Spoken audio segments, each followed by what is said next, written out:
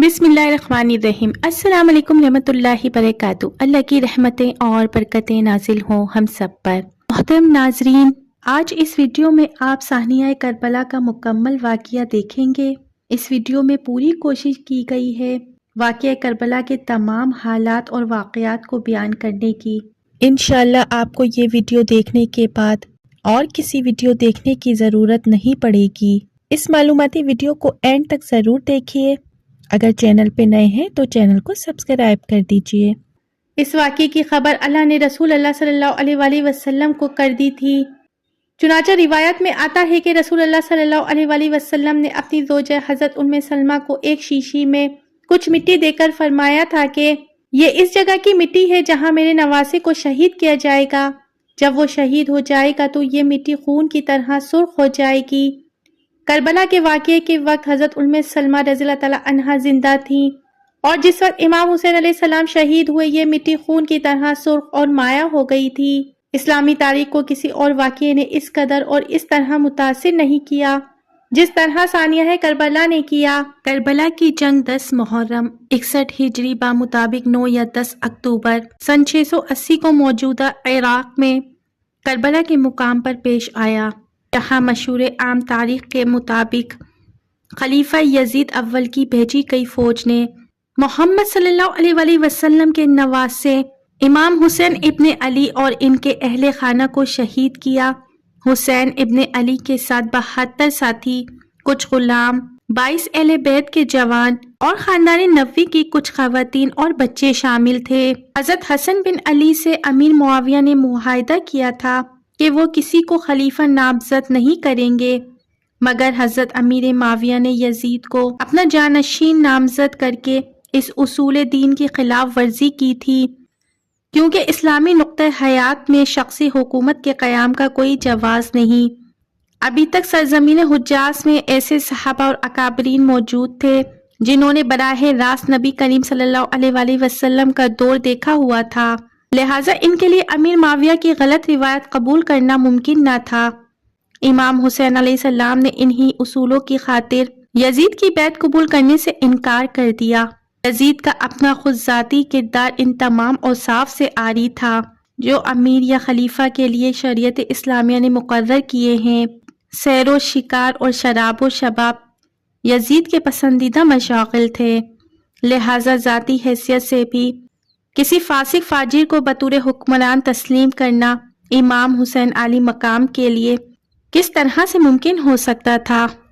Yazid ने तख्त नशीन होने के बाद हाकिम मदीना वलीद बिन अकबा की इजाज़त से इमाम हुसैन अलैहिस्सलाम से बैत तलब की। वलीद ने सख्ती से काम न लिया, लेकिन मरवान बिन अल हुकुम बरोज़ बैत लेने के लिए मजबूर कर रहा था। इन हालात में इमाम हुसैन अलैहिस्सलाम ने सफ़र मक्का इख्तियार किया और वहाँ से अहले कूफा की दावत पर कूफा के लिए रवाना हो गए। जब इमाम हुसैन अलैहिस्सलाम मक्का पहुँचे तो अहले कूफा ने इन्हें सैकड़ों खतूत लिखकर कूफा आने की दावत दी ताकि वो खिलाफत इस्लामिया के क़याम की जिद्दोजहद का आगाज़ कर सकें, लेकिन गद्दार अहले कूफा ने इनसे गद्दारी की और अपने वादों से फिरकर इमाम हुसैन अलैहिस्सलाम का साथ ना दिया।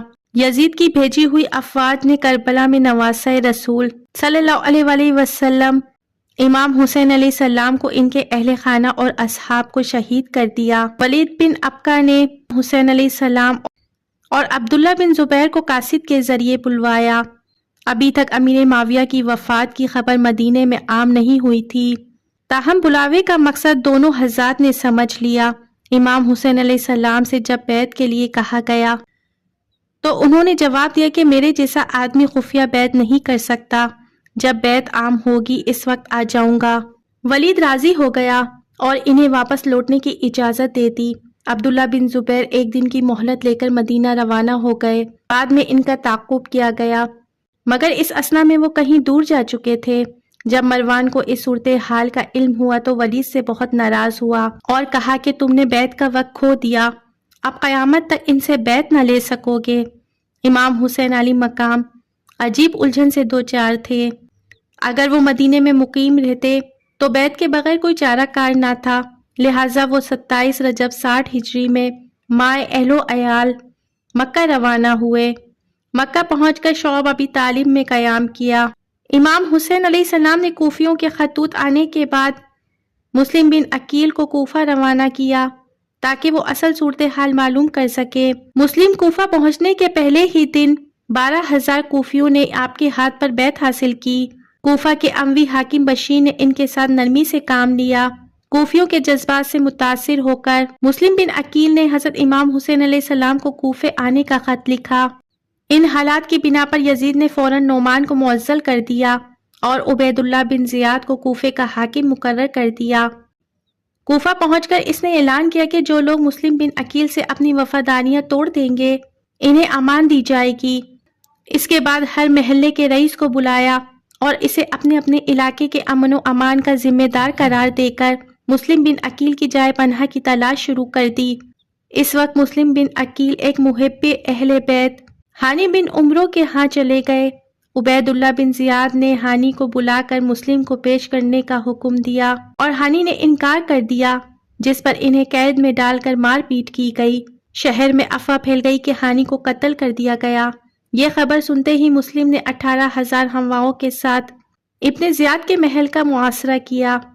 ابن زیاد کے پاس اس وقت صرف 50 آدمی موجود تھے، چنانچہ اس نے حکمت سے کام لیا اور ان روسائے کوفہ کی ترغیب سے لوگوں کو منتشر کرنے میں کامیاب ہو گیا۔ آخرکار مسلم کے ساتھ صرف 30 آدمی رہ گئے۔ مجبوراً مسلم بن عقیل نے ایک بڑھیا کے گھر پناہ لی، لیکن اس بڑھیا کے بیٹے نے بھی انعام کی لالچ میں آ کر خود جا کر ابن زیاد کو اطلاع کر دی۔ ابن زیاد نے یہ اطلاع پا کر مکان کا محاصرہ کر لیا۔ مسلم بن عقیل تنہا لڑے اور زخموں سے چور ہو گئے۔ محمد بن اشد نے امان دے کر گرفتار کر لیا، لیکن آپ کو جب ابن زیاد کے سامنے پیش کیا گیا تو اس نے امان کے وعدے کو پست پشت ڈالتے ہوئے آپ کے قتل کا حکم دے دیا۔ مسلم بن عقیل نے محمد بن اشد سے کہا کہ میرے قتل کی اطلاع امام حسین علی مقام تک ضرور پہنچا دینا۔ انہیں میرا یہ پیغام بھی دینا کہ اہل کوفے پہ ہرگز بھروسہ نہ کریں اور جہاں تک پہنچ چکے ہیں وہیں سے واپس لوٹ جائیں۔ ابن اشد نے اپنا وعدہ پورا کیا اور ایک قاصد حضرت امام حسین علیہ السلام کی طرف روانہ کر دیا۔ اہل مکہ اور مدینہ نے آپ کو کوفے جانے سے باز رکھنے کے لیے پوری کوششیں کی، کیونکہ کوفیوں کا سابقہ غدارانہ طرز عمل ان کے سامنے تھا۔ عمرو بن عبد الرحمن بن عبداللہ بن عباس، عبداللہ بن زبیر سب نے مشورہ یہی دیا، چونکہ کوفہ یزید کی حکومت کے تحت ہے، وہاں ان کی افواج اور سامان سب کچھ موجود ہے، کیونکہ مناسب یہی ہے کہ اب آپ مکے میں ہی رہیں۔ عبداللہ ابن زبیر نے تجویز کیا کہ آپ مکے میں رہ کر اپنی خلافت کی جدوجہد کریں، ہم سب آپ کی مدد کریں گے۔ لیکن جب امام حسین رضامند نہ ہوئے تو حضرت عبداللہ بن عباس نے آپ کو کوفے کی بجائے یمن جانے کا کہا۔ اگر کوفے کا سفر آپ کے نزدیک ضروری ہے تو پہلے کوفیوں کو لکھیے کہ وہ یزید کے حاکموں کو وہاں سے نکالیں، پھر آپ وہاں جائیں۔ لیکن امام حسین نے کہا کہ اے ابن عمر، میں جانتا ہوں کہ تم میرے خیر خواہ ہو، لیکن میں جانے کا ارادہ کر چکا ہوں۔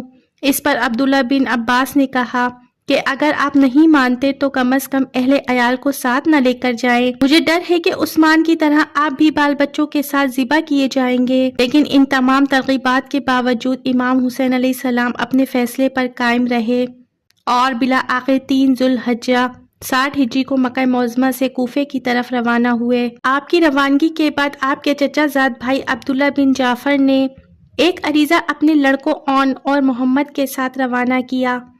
میں آپ کو اللہ تعالیٰ کا واسطہ دیتا ہوں کہ جو ہی میرا خط آپ کو ملے لوٹ آئیے، کیونکہ جس جگہ آپ جا رہے ہیں مجھے ڈر ہے کہ وہاں آپ کی ہلاکت اور آپ کے اہل بیت کی بربادی ہے۔ اگر خدا نہ خواستہ آپ ہلاک ہو گئے تو دن تاریک ہو جائے گی، کیونکہ اس وقت آپ ہی ہدایت یافتہ لوگوں کا علم اور مومنوں کی امید کا مرکز ہیں۔ آپ سفر میں جلدی کیجیے، میں بھی جلد آپ کے پاس پہنچتا ہوں۔ حضرت عبداللہ بن جعفر عمر بن سعد حاکم مکہ کا سفارش خط لے کر امام حسین علیہ السلام سے ملے اور انہیں بتایا کہ کوفے کے لوگوں پر اعتماد مناسب نہیں۔ عمر بن سعد اس بات کا وعدہ کرتا ہے کہ آپ لوگ مکہ لوٹ آئیں تو میں یزید کے ساتھ آپ کے معاملات طے کر دوں گا اور آپ کو کوئی تکلیف نہیں پہنچے گی۔ لیکن آپ نے اس مشورے کو ماننے سے انکار کر دیا اور اپنی ضمیر کی آواز کے مطابق سفر کوفہ جاری رکھنے کا فیصلہ کیا۔ مجبور ہو کر عبداللہ بن جعفر واپس ہو گئے۔ مگر اون اور محمد کو ساتھ رہنے دیا۔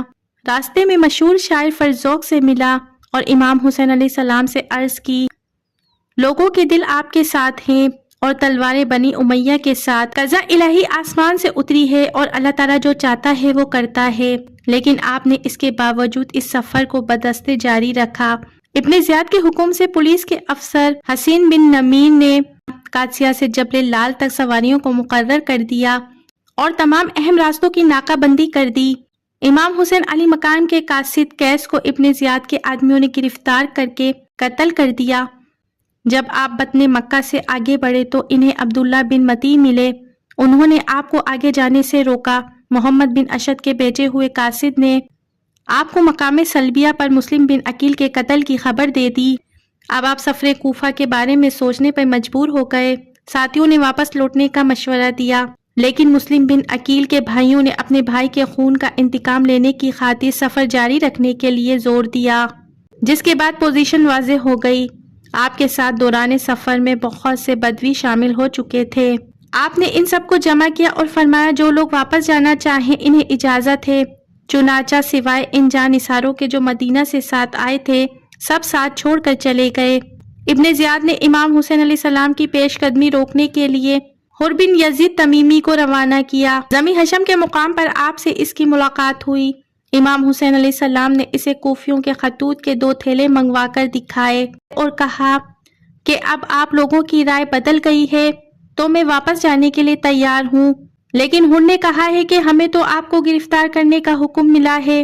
چنانچہ امام حسین علیہ السلام نے اپنا سفر کوفہ جاری رکھا۔ آپ نے مقام بیضا پر خطبہ دیا جس میں اپنے مقاصد کی وضاحت کی۔ آپ نے فرمایا، لوگوں، رسول اللہ صلی اللہ علیہ وآلہ وسلم نے فرمایا کہ جس نے ظالم، مرحمات الہی کے حلال کرنے والے، خدا کا عہد توڑنے والے، خدا اور رسول صلی اللہ علیہ وآلہ وسلم کی مخالفت اور خدا کے بندوں پر گناہ اور زیادتی کے ساتھ حکومت کرنے والے بادشاہ کو دیکھا اور قول و فعل کے ذریعے سے غیرت کا اظہار نہ کیا تو خدا کا حق ہے کہ اس شخص کو اس بادشاہ کے ساتھ دوزخ میں داخل کر دے گا۔ لوگوں، خبردار ہو جاؤ، ان لوگوں نے شیطان کی اطاعت اختیار کر لی ہے اور رحمان کی اطاعت چھوڑ دی ہے، ملک میں فساد پھیلایا ہے، حدود الہی کو معطل کر دیا ہے، مال غنیمت میں اپنا حصہ زیادہ لیتے ہیں، خدا کی حرام کی ہوئی چیزوں کو حلال اور حلال کی ہوئی چیزوں کو حرام کر دیا ہے۔ اس سے کچھ دور جا کر ترماج بن عدی سے آپ کی ملاقات ہوئی۔ انہوں نے آپ کو یمن چلنے کی دعوت دی، لیکن آپ نے یہ پیشکش قبول نہ کی۔ امام حسین علیہ السلام کا قافلہ اور حر بن یزید کے لشکر ساتھ ساتھ آگے کی طرف چلتے رہے۔ جہاں کہیں آپ کے قافلے کا رخ صحرائے عرب کی طرف ہو جاتا، حر آپ کو روک دیتا اور رخ پھیر کر کوفے کی طرف کر دیتا۔ چلتے چلتے آپ نینوا پہنچے۔ وہاں ابن زیاد کے ایک قاصد نے حر کو ایک خط پہنچایا جس میں حکم تھا کہ جو ہی میرا یہ خط اور میرا قاصد تم تک پہنچے، امام حسین اور ان کے ساتھیوں کو جہاں ہیں وہیں روک لو اور انہیں ایسی جگہ اترنے پہ مجبور کر دو جو بالکل چٹیل میدان ہو اور جہاں کوئی سبزہ اور پانی کا چشمہ وغیرہ بالکل نہ ہو۔ میرا یہ قاصد اس وقت تمہارے ساتھ ساتھ رہے گا جب تک مجھے یہ معلوم نہ ہو جائے کہ جو حکم میں نے تمہیں دیا ہے تم نے اس کی حرف بحرف تعمیل کی ہے۔ حر نے تمام صورتحال سے امام حسین کو آگاہ کیا اور کہا کہ اب میں آپ کو اس جگہ نہ رہنے دوں گا۔ بالآخر یہ مختصر سا قافلہ 2 محرم الحرام 61 ہجری پر مطابق 2 اکتوبر 680 کو کربلا کے میدان میں اترا۔ دوسرے ہی روز عمر بن سعد 6000 سپاہیوں کے ساتھ وہاں پہنچا۔ عمر بن سعد چونکہ امام حسین سے لڑنے کا خواہش مند تھا، اس لیے قرہ بن سفیان کو آپ کے پاس بھیجا۔ قرہ بن سفیان سے امام حسین علیہ السلام نے کہا کہ اگر تمہیں میرا آنا پسند نہیں ہے تو میں مکے واپس جانے کے لیے تیار ہوں، لیکن ابن زیاد نے اس تجویز کو تسلیم کرنے سے انکار کر دیا اور عمر بن سعد کو حکم دیا کہ اگر امام حسین علیہ السلام بیعت نہ کریں تو ان کا پانی بند کر دیا جائے۔ امام حسین علیہ السلام کو ایسی حالت میں جبکہ وہ قابو میں آ چکے تھے گرفتار کرنا زیادہ مناسب اور ضروری قرار دے دیا گیا۔ یہ سن کر ابن زیاد نے اپنی رائے تبدیل کر دی اور عمر بن سعد کو اس کی بات پر سرزش کرتے ہوئے حکم دیا کہ اگر امام حسین علیہ السلام اور اس کے ساتھی اپنے آپ کو حوالے کر دے تو بہتر ہے، ورنہ جنگ کی راہ لے لو۔ شمر ماخد کے عمر بن سعد کے پاس پہنچا۔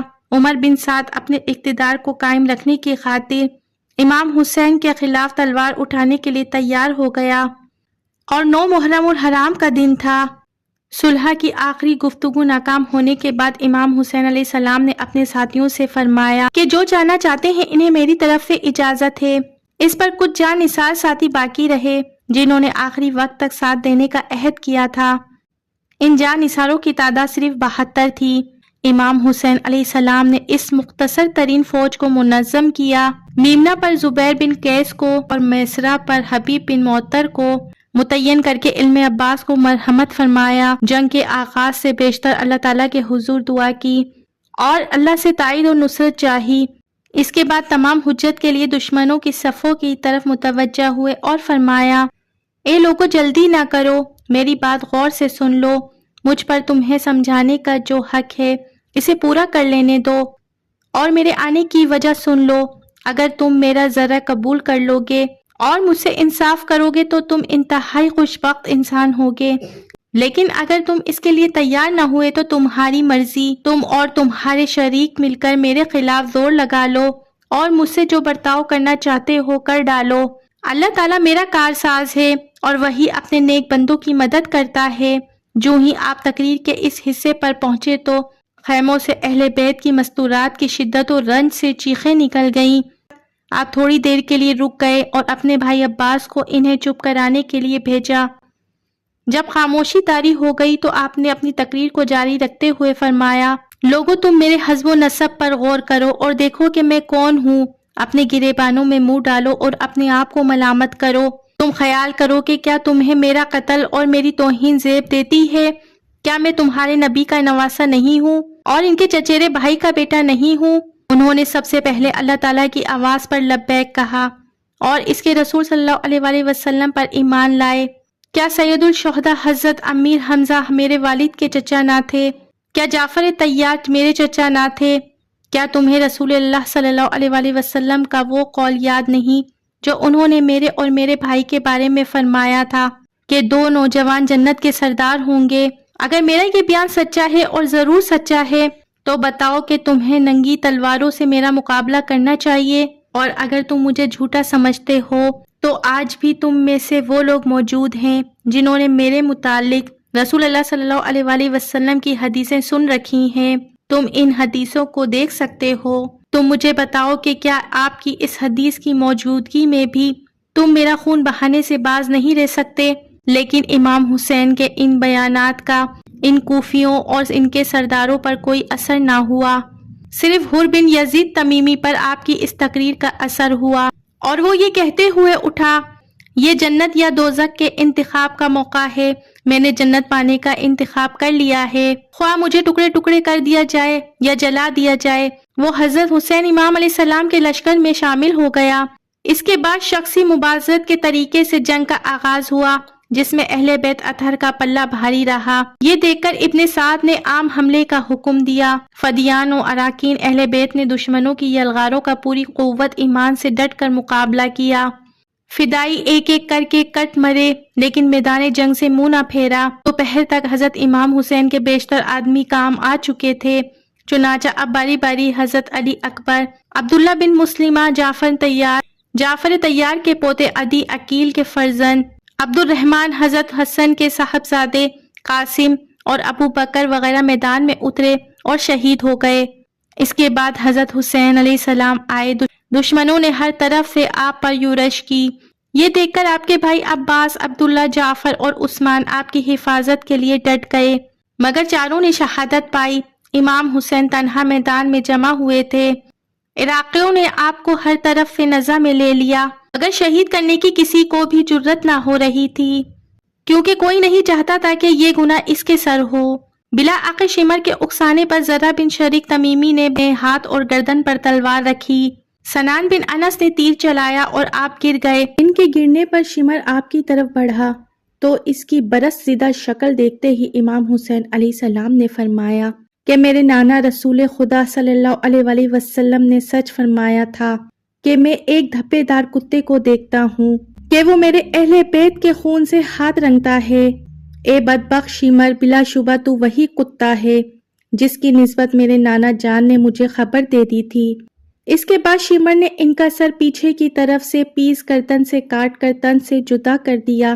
جن کوفیوں نے امام حسین علیہ السلام کو خطوط لکھ کر کوفہ آنے کی دعوت دی تھی، ان کی تعداد ایک روایت کے مطابق 12,000 اور دوسری روایت کے مطابق 18,000 تھی۔ لیکن جب جنگ کی نوبت آ گئی تو ان بے وفا اور دغا باز لوگوں میں سے کسی نے بھی حضرت امام حسین علیہ السلام کا ساتھ نہ دیا اور سب کھڑے تماشا دیکھتے رہے، یہاں تک کہ آپ کے اپنے جان نثار ساتھیوں کے ہمراہ جام شہادت نوش فرمایا۔ حضرت حسین علیہ السلام سے غداری کی سزا ان کو انہی کے ہاتھوں انشاءاللہ قیامت تک ملتی رہے گی۔ اس طرح اس زمانے کے پارسا ترین انسانوں میں سے ایک کا خاتمہ ہو گیا اور ان کے ساتھ ان کے تمام خاندان کے مرد بھی ختم ہو گئے، سوائے امام زین العابدین علی بن حسین جو بیماری کی وجہ سے جنگ میں شرکت نہ کر سکے، اور امام محمد باقر بن علی کے جو اس وقت بچے تھے۔ روایت کے مطابق ابن زیاد کے حکم کے مطابق آپ کا سر بریدہ جسم گھوڑوں کے ٹاپوں سے رندوایا گیا۔ اس کے بعد تمام شہداء اہل بیت کے سر نیزوں کی نوک پر رکھ کر پہلے ابن زیاد کے دربار میں لے جائے گئے اور بعد میں دمشق میں یزید کے دربار میں لے جائے گئے۔